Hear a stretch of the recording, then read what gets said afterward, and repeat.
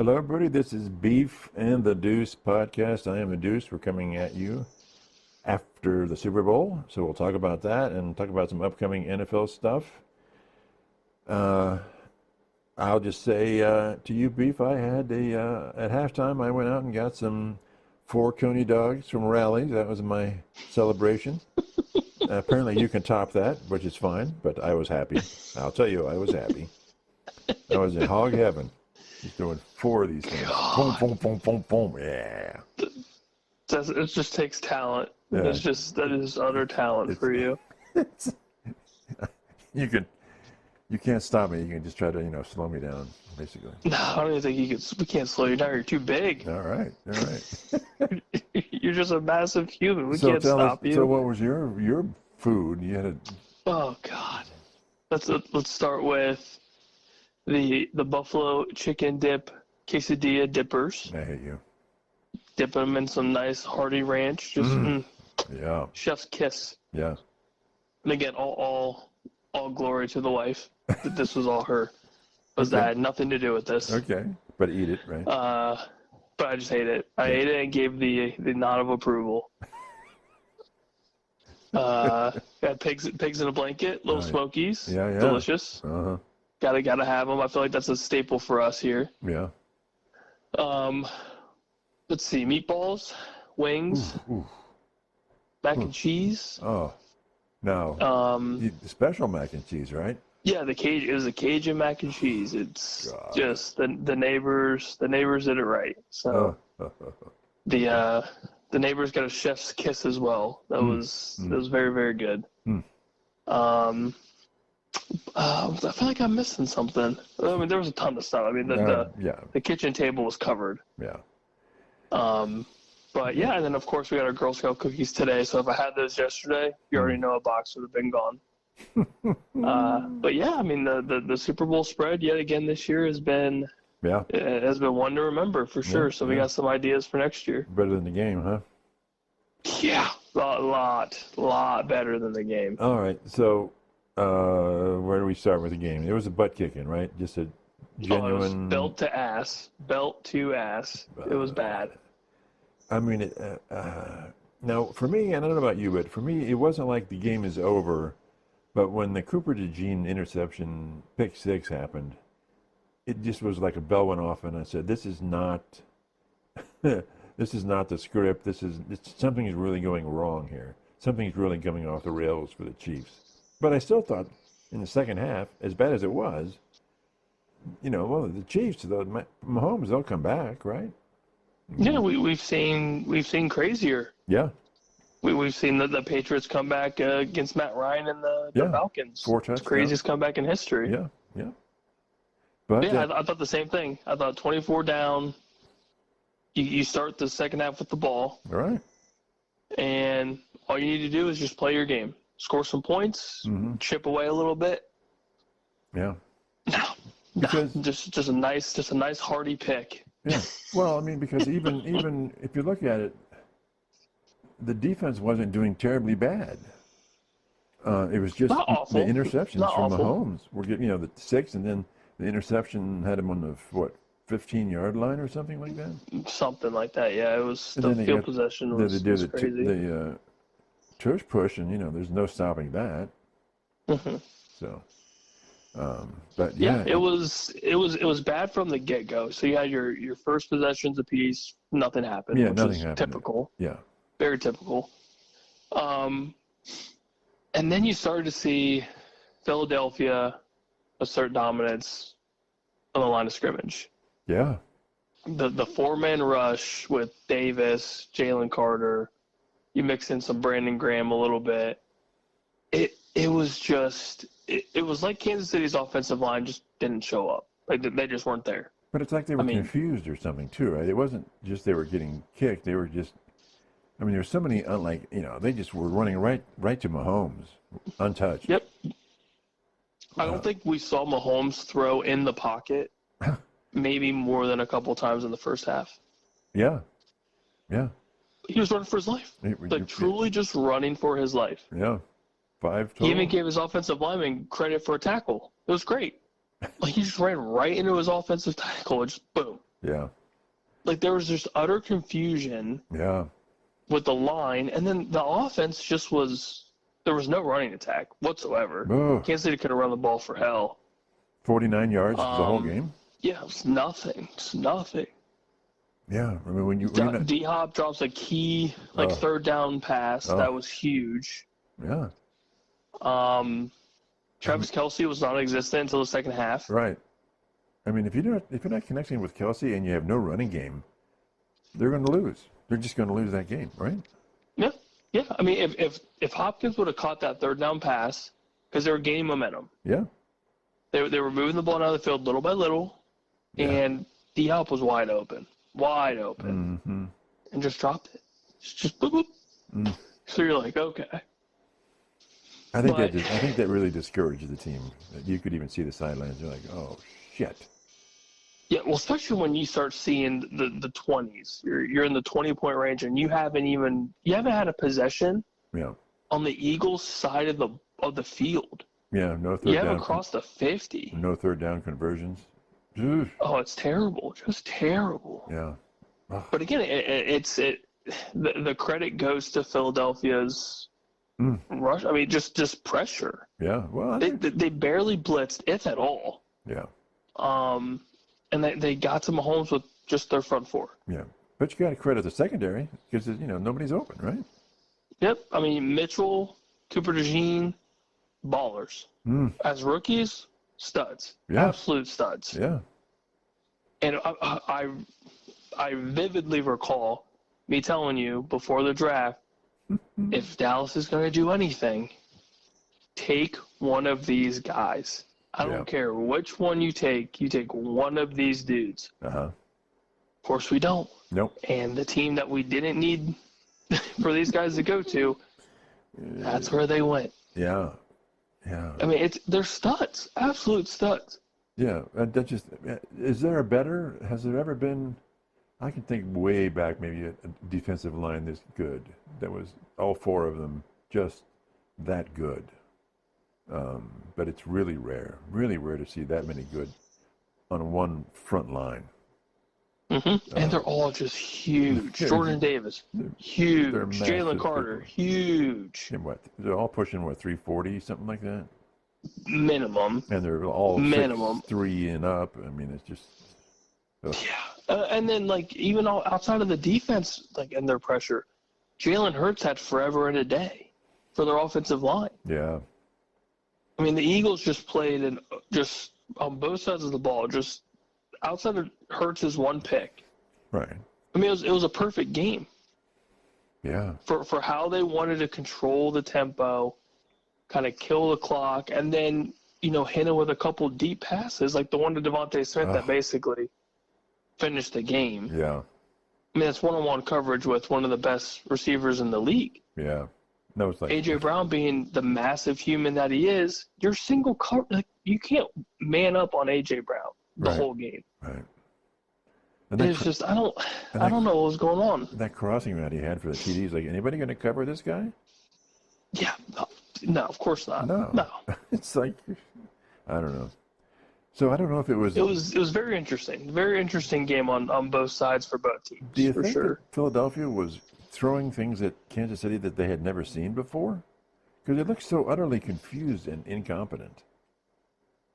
It seemed to me Kansas City's main focus was to eliminate Barkley, which is fair, which is 100% fair. Yeah. You want the Eagles to beat you, if they do beat you, by trusting Jalen Hurts and his arm. Yeah, which you're not a big fan of him. No, arm-wise, he's not anything spectacular. Uh-huh. He's a good quarterback. I always said he's a good quarterback, but he's not a great passer. He's a great athlete. Great with his legs, decision-making for the most part, all the above. But when you go towards the passing aspect, it's never been flashy. It's never been this dude's throwing dimes every pass. Yeah. So, he proved a lot of people wrong, I think, especially with that performance in the last two games. So, okay, so then here's the question, because you're not a huge fan of his. You think he's good, and he is good. But I still don't think he's the top four. And people think, well, he's the top five quarterback. Well, maybe top five, I don't know. But to me, he's not Mahomes, Allen, Lamar, or Burrow. He's just not.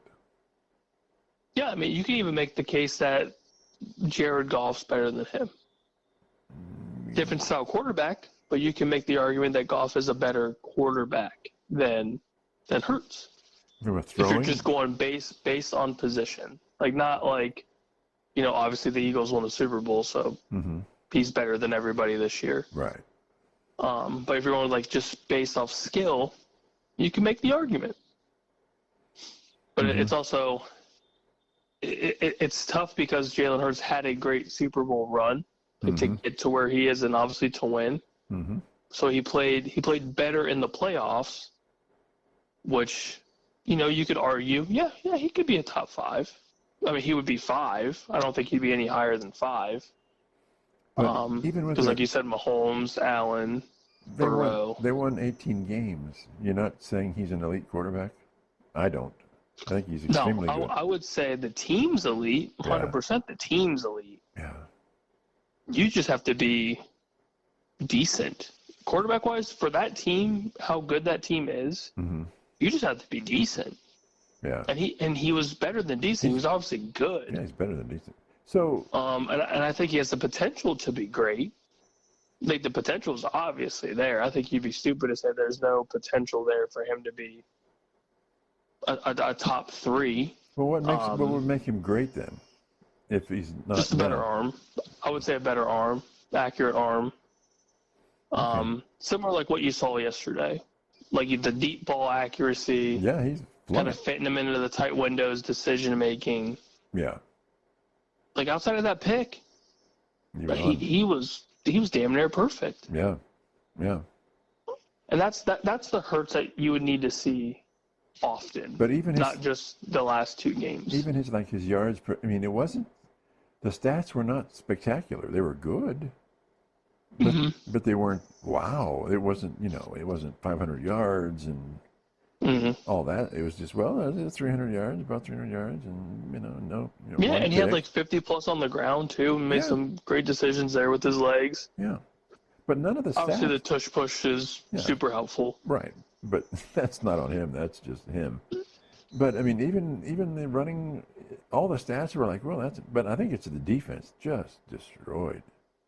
Destroyed. The MVP is definitely their defense, 100%. So do you agree then, would you agree that he is the MVP of the game? If you could give it to the defense as a whole, that's what I would have done. I would too, but you're not going to get that. You're not going to. But you can't do that. It's a quarterback world we live in. Yeah, it is his team, regardless of if people think it's Barkley's or not. It is Jalen Hurts' team. And he looked good. He looked good. Yeah, I mean, he had 3 total touchdowns. Yeah. That's obviously really good. Yeah. But yeah, if you could give it to the defense, I think that would have been the easiest pick for MVP, is just to give it to that entire side. Or definitely the D line. Yes. Insane. So, okay. Question is then, people are saying, well, the Buffalo Bills would have been better than Kansas City. Well, they didn't make it, so it doesn't really matter. But what's your take on that idea? I think the game would have been different in the sense that at least Buffalo's offensive line has known to be solid. I think Kansas City's woes were O-line based for the most part, if there was any concern. Yeah. And I think with Buffalo's team as a whole, maybe the game would have been – I think the game would have definitely been closer. I don't think it would have been nearly as a blowout. But, yeah, I think pressure-wise from Philly's defense, I think they would have still, had their sack numbers for sure. I'm not going to discredit that at all. But I think Allen would have been able to facilitate the ball a little bit better than Mahomes was able to, because Mahomes couldn't sit anywhere. He was running for his life. Heads down, trying to move around just to stay afloat. Stay upright, yeah. And I don't think Buffalo would have had that much of an issue. They would have still had some. But I think Maybe the rushing attack for Buffalo would have been a little bit better just because it would have been more of a dual threat Yeah. with Allen and James Cook and Ty Johnson, if, sprinkling him in. And I think that offensive game plan would have been possibly more successful. But in turn, I think Philly would have just ran the ball down Buffalo's throat. Because Buffalo's rushing defense is not good at all. And they were torched most of the season. So I think Barkley would have just had a field day. Okay. So I would think the score would be a little less on Philly's part, and the game would have been closer. But it would have been definitely a heavy dose of Barkley. But you would have assumed that the Eagles would still Philly win? would have still won. Yeah, I think Philly would have still won. Okay. Just not by, 18? Because they had that late score at the end. They had a late score. Yeah, all their points were at basically the fourth quarter, right? Yeah. So are the Eagles then?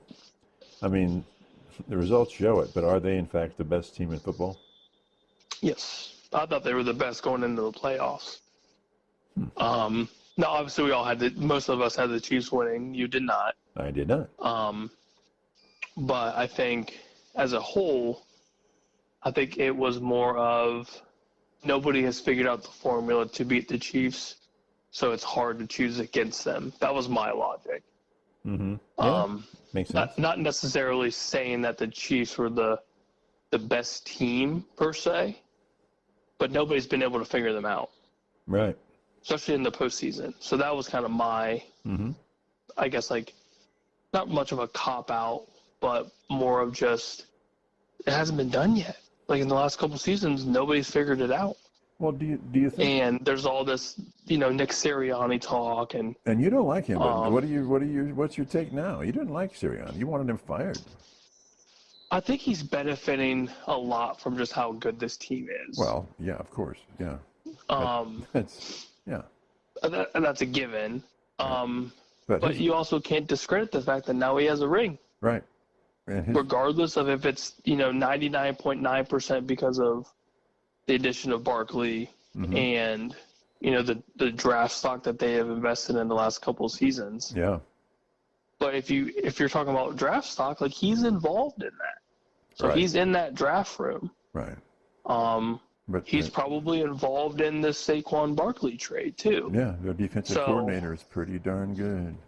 Oh, Mr. Vic finally got his, so that was good on him. Yeah. But yeah, I mean, he's obviously benefiting, but at the end of the day, you invest in your coaching staff, you invest in your players. You mean like Dallas does? Like Dallas does not do. Sorry about that. We are doing the complete opposite. Oh, absolutely. That's just a contrast right there. Yes, wow. We are doing the complete opposite because obviously if we want to bring up this Micah Parsons ordeal, it's crazy that the fact that this whole trade possibility is even coming up, whether it's just straight just rumor BS or if it's whatever. He doesn't have a contract. These leaks happen for a reason. Absolutely. Somebody hears something and it leaks out and then boom. Yeah. And why not? It's idiotic. The fact that this is a thing is so dumb. If Jerry Jones is actually contemplating this, he is the true idiot that most of us think that he is. You have one of the best defensive players in the league. Yeah. In the league. Mm-hmm. And he's willing to stay in Dallas. He just wants paid, rightfully so. Yeah, high contract, yeah. He wants a big contract. He deserves a big contract. He's proven that he deserves it. Mm-hmm. This shouldn't even be a question. Just pay the man. It should have been done before last season started, right? Yes, exactly. And of course, he's going to just, if we don't keep him, he's going to go to a contender, probably in the AFC. Yeah. And he's going to dominate. Yeah. Just like how Derrick Henry dominated in Baltimore. Yeah. Barkley somehow, some way got traded interdivision and has a Super Bowl ring. So is the laughingstock, aside from the fact that the Chiefs got humiliated, to me the laughingstock is still the New York Giants. Oh, it's the Giants, it's the Jets. But just giving away Barkley and oh my God. Oh, for nothing. For literally nothing. Yeah. It's Yeah. crazy. And then they brought up the Carson Wentz trade. But I believe when he got traded to Indianapolis. Mm-hmm. And they turned that into what was it, like A.J. Brown? Mm-hmm. Somehow they got Barkley in it, Jalen Carter, and another defensive player. I'm like, that's insane. Mm-hmm. Now, obviously, you can't like predict who you're going to get with these picks, but like, that's wild. Like, ultimately, at the end of the day, you traded your first round, second pick quarterback, and you just ended up with all of these players in the distant future. Mm-hmm. That is GMing at its finest. That's solid. So what is? I mean, what is Jerry waiting on with Parsons? What what? I mean, Just being cheap. It's going to get more expensive for him, though, right? Yep. He's being cheap. He's focusing on whatever the hell else he's focusing on that's not Dallas. I don't understand the weight or. I mean, but like there's nothing to even argue about with Micah Parsons. Mm-hmm. He's a top 5 at the very, very, very most defensive player in the league. Yeah. Top 5 at worst. Absolutely. And he like I just said, he wants to stay. He wants to play in Dallas. He wants the team to win, just like Dak does. Mm-hmm. Just like CeeDee Lamb does. Mm-hmm. Your big name players that you are paying want to win. Mm-hmm. The only way you win is if you pay your best players to keep them around. You don't trade them away. You keep them. But who's he going to? I mean, you trade him away. Who are you going to get that's a better, even just the best athlete? He's the best athlete, right? Mm-hmm. Yeah, absolutely. Absolutely. Who do you expect to get that's? Wow, this is even better than Micah Parsons. Who? You don't. That's the thing. Like you're. If there's any doubt in Micah Parsons, it's because you believe you can find another one in this draft, and there's not. There's no. I would not trade away this top tier player and risk it all for a young 20s rookie defensive player that is not proven in the league. Yeah, I mean, Mike Parsons is proven, and you're giving him up for a question mark. He proved it year 1, halfway through the season. Yeah, I don't know.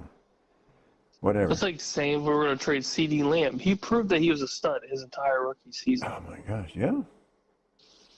Like it's just so wild to me that this is even a consideration. Mm-hmm. It probably isn't, and it's just BS. But the fact that this is even swirling around, and that it's gaining some sort of traction, that's bad. Yeah. Yeah. Very, very, very bad. So, is Travis Kelce coming back next year? I would say yes. Because why? Because he wants another ring. Because he was frustrated this year and didn't get it? I think the frustration is going to fuel the fire for sure. The embarrassment of losing that bad, 100% would draw you back. Would he retire if he won the ring? I think so. Yeah. I think there's nothing else for him to do at that point. Yeah. And I think maybe Andy Reid's stance would have changed a little bit if they got the three-peat. But yeah, I think the embarrassment, the want to get another ring before you're done, because that would be 4, I believe. Yeah. 3 or 4 for Kelce. Mm-hmm. Well, obviously 3, but I think 4. That's. How many does Gronk have? That's legacy.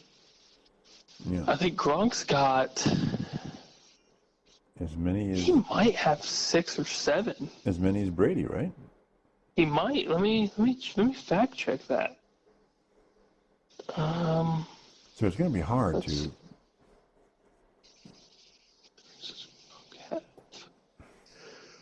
He's at 4. Sorry, 4. 15, 17, 19, 21. Okay. But again, the 21 was with the Tampa Bay, right? Mm-hmm. So yeah. Mm. So okay then? Tight end of all time. Who's the GOAT? I still think it's Gronk. Yeah, but then you I think it's Gronk. It could be Shannon. I mean, that's tough. It could be Kelsey. I mean, those are all, I think, very, very strong arguments. Shannon Sharp's already in the Hall of Fame. Mm-hmm. Gronk is more than likely going to be in the Hall of Fame. If he's not, that's a crime. And you're going to hate me, but I'm going to throw in Ozzie Newsome. Okay, that's fair. That's 100% fair. Yeah, although he doesn't have the ring, so. Would you throw in Mike Ditka? Whew. Wow. Boy, now that's a different era. It's tough because it could be a lot.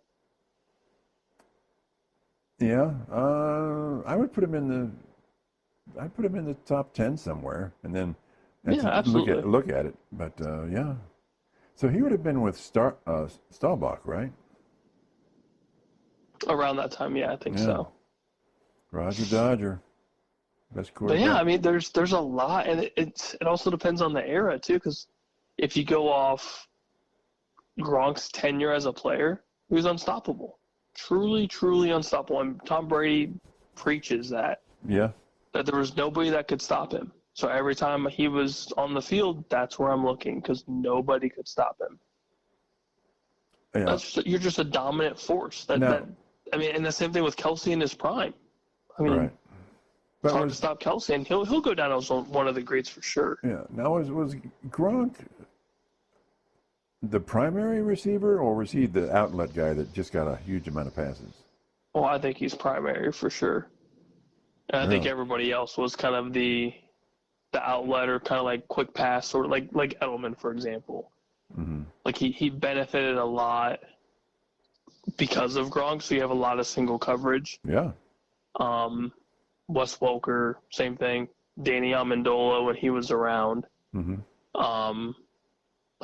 Brandon LaFell, who had his best football seasons there. So it's just like these no names, basically. Right. Obviously, they benefit from Tom Brady being Tom Brady. Right. But if you're at any point on the field with Gronk, everyone's eyes are on Big Boy. They're on Gronk. Okay. Yeah. And if they're not, you're losing. You're crazy. Yeah. You're going to get beat. Yeah. So, and then like Randy Moss, that was another big thing too. I think he benefited a lot. Oh yeah. With Randy Moss being on the roster too. Yeah.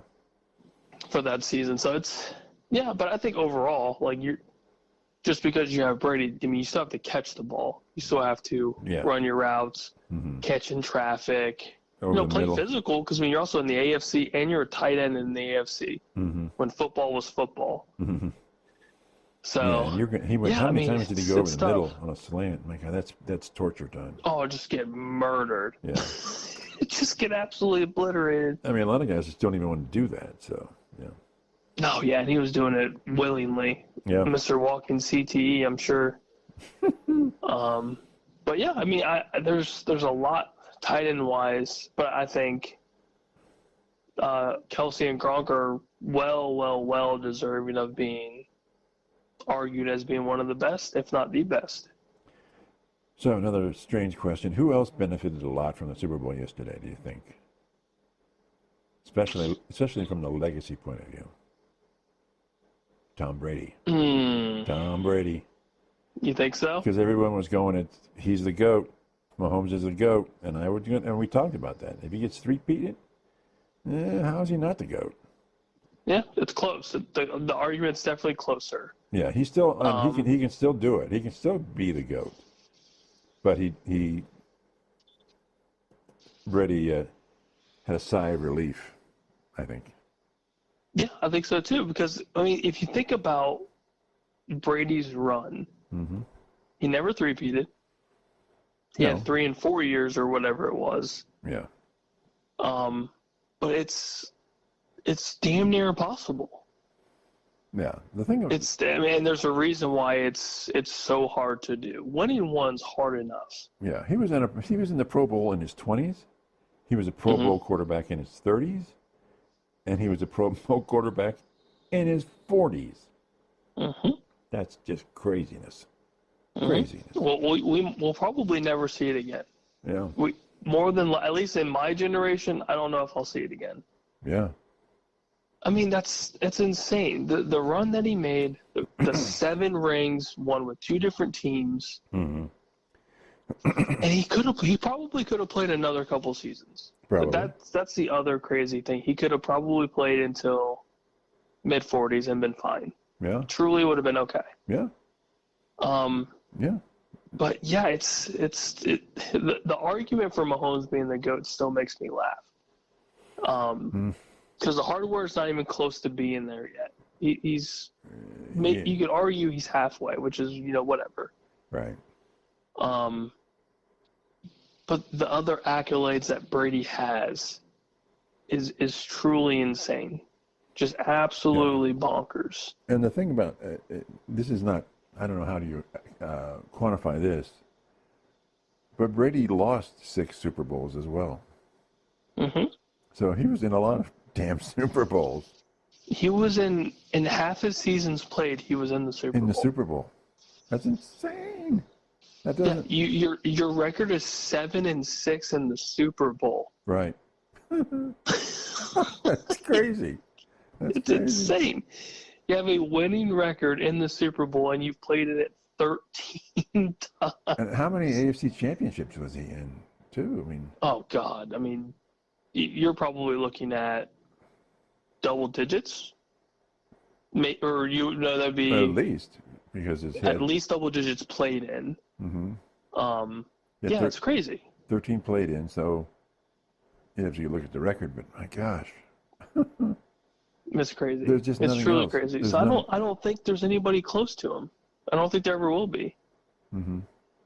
There's hardware alone, it's impressive, and then he has the stats to back it up. Yeah.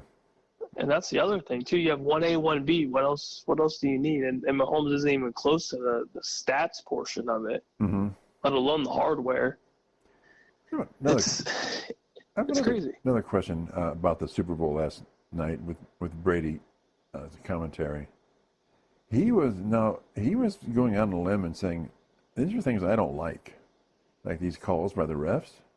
Mm-hmm. I loved it. I loved that part a ton. But NFL does not like that. No, they hate it. They absolutely hate it.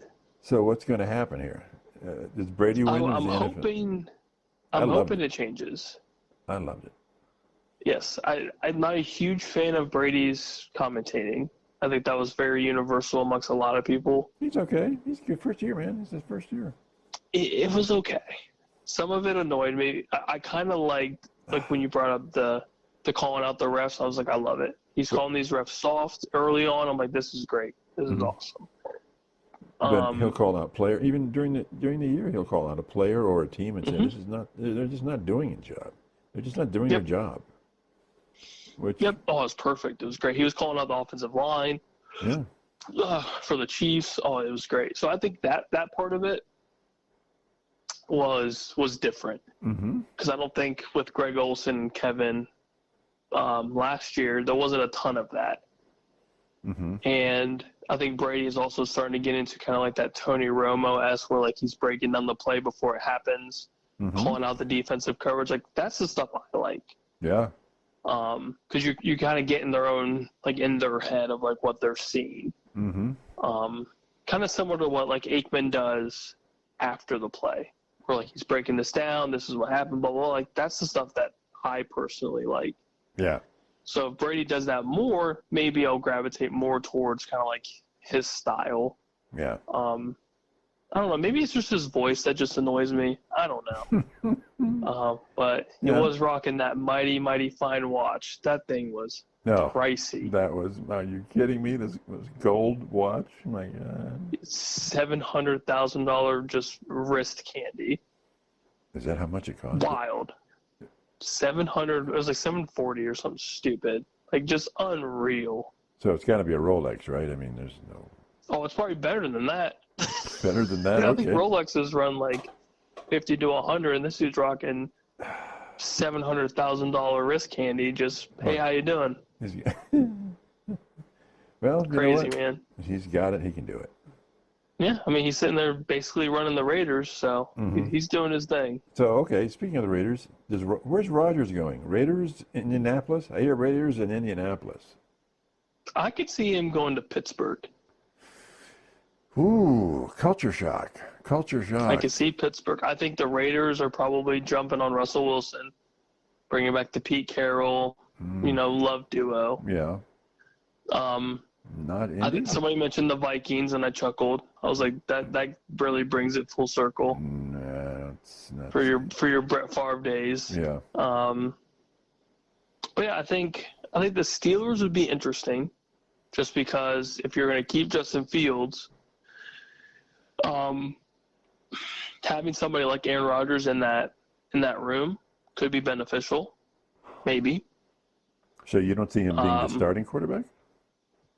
That's the other big question is he going somewhere to start, which I would assume yes, or is he just happy with being on a roster? He doesn't need to be in a roster though. I mean, If I'm him, I would just be done. Like I would just there's nothing else for him to do. Right. He thought he could help the Jets, and that just utterly failed. Yeah. What else does he need to do for his career? He doesn't. He's a Hall of Famer, through and through, first ballot more than likely. Yep. There's nothing else to do. Just retire. Just go away. Now, have you heard just float away and be happy. Yeah, as happy as he can be in his dark room. Yes. So, I've been hearing a lot about the Jets' new coach. Basically said, I don't want Aaron Rodgers. Just don't want him in the culture. He's just not good for the culture that I want to set up. Have you heard that too? He's like, just don't want him. Yeah, I don't blame Glenn at all for it. You want a certain culture. You want a certain locker room. You want, I'm sure, a lot of positivity, especially in your first year as a head coach. Yeah, he wants to kind of control and dictate what this program could be. I really don't hate it. I think it's smart personally. Yeah. Oh yeah. But it's pretty bold. Aaron Rodgers is a head case. We all know that. Yeah. So you're saying Pittsburgh? Really? That's just such a culture. I don't know, man. Okay. It'd be interesting. I've seen every team in the book. I've heard Colts would be genius. I've heard the Vikings would be great. I mean, who truly knows? I don't. Obviously, nobody does. But is he going to work with the head coach? Probably not. Probably not. I don't think him and Tomlin are going to really like each other too much. But if they want a veteran player, who else is better than four-time MVP Rodgers? Yeah. If that's what they're looking for. Yep. How about the Browns? God, I mean, that's where quarterbacks go to die. He would never go to. I just don't imagine him ever going to Cleveland. No, that's when you actually retire. You hear that, you just now think I'm done, man. Ouch. I'm done. I'm just done. The Browns, I'm out. Yep. See ya. It's nice knowing you. Got my money. Okay. So who will the Browns have as a quarterback next year? As your predictions, if you predict. My guess is Kirk Cousins. My guess is Kirk Cousins, and you draft a quarterback, whoever it may be. Okay. But I think, at least for certain, you'll have probably Kirk Cousins. Then I was going to set this up for upcoming weeks. Then in that division, we know who it's Burrow and Lamar. So you've got Cousins at the Browns. Who will be the quarterback for the Steelers? I think it's Justin. I think it's Fields. You think it's his? I think it's the smarter decision because he's already in the system. They love him. Yeah, and he obviously played well enough for him to stick around. And he's not going to be terribly expensive to keep. Right. You're going to have to give him probably $10 or $15 million a season, which in this quarterback market is nothing. It's nothing. Right. That is absolute. That's a steal. And then if he produces, then cool. You've kind of kind of major bet with him, then you can pay him a little bit more after that 2 or 3 year deal and see what you have. But you also have to save money to provide talent around him, whether it's line, new running backs. You definitely need receivers. Yeah, a lot. And then you better up your secondary and your defense. So, I mean, that's huge, especially for the AFC North. You definitely need defense and you need a rushing attack. So I think that extra money is going to help big time. And Fields has shown to be a serviceable quarterback. Not anything spectacular, but he can help you win a game. Yeah. So let's talk then. We know about the NFC East. It's the 3 there, but who will be the Giants quarterback? Oh, jeez. My guess is probably going to be Shedeur Sanders. That's kind of where the mock drafts I've seen to have him landing in good old New York. I don't see Cam Ward falling to that. I feel like he either goes to Tennessee or somebody trades up to 2 and the Browns move back. But yeah, I would say Shedeur probably goes to the Giants. Does he like that? Does his father like that? I mean, it's New York market, so that's big money for him. Yep. I mean, team-wise, it's going to be a dumpster fire. We all know that. Absolutely. Whoever gets drafted to go to the Giants, it's going to be a mess. Yeah. But, I mean, if I'm Dion, my son's going to New York, that's big-time money. That's big market. But is it longevity, though? There's no longevity for anybody in this, like, top 10, I would say. Like, if he gets drafted by Vegas somehow, I don't see a ton of longevity there because that team needs a lot of help. Right. The Titans, we all know they need help. Browns, that's a given. Right. I mean, the list goes on. Right. Yeah, the bottom team. I mean, if he goes to the Jets, same thing. It's a New York market, but the Jets are a dumpster fire. So then, okay, then who will be the Jets quarterback? Since Aaron will not be there. Oh boy. It's just a big unknown. We don't know yet. You don't think that person is already on the team? That is massive. That is a massive unknown. I don't think it's Tyrod Taylor. So it's somebody else outside the team right now. It would have to be somebody outside. And my guess is, I mean, they're going to have to draft somebody. My hope is that it's not it's not Will Howard. But I could see maybe somebody like the Jets trading into like that top 2, top 3 pick to get a quarterback. Okay, now okay. I mentioned to you that I've been hearing some rumblings from NFL scouts saying they really like Kyle McCord. So what's your take on that? I think he benefited a lot from a very defenseless ACC. Yeah, but if NFL scouts like him, they see more than just the ACC. Yeah, I think he's got good mechanics. He can obviously throw the hell out of the ball. He can put up points in a hurry. I just think he has those implosion games where he has these, 3-4 interception games and just absolutely crumbles. And he's only had he played well with Ohio State. I can't really give him, had some limitations. No credit at all. Yeah. But I think the aggressiveness of his play, a lot of the downfield passes, also it's not. It's definitely not going to be that easy. He's going to have to read defenses a little bit quicker. Right. Similar kind of like how we did with Ohio State. He was a little late here, a little late here. A lot of late. Overthrow here. Yeah. So I expect that a lot, especially in the NFL where your reads have to be quick. Yeah. And I don't know if he really has that. He's definitely got the arm ability. He's got the arm talent. He's got all of that.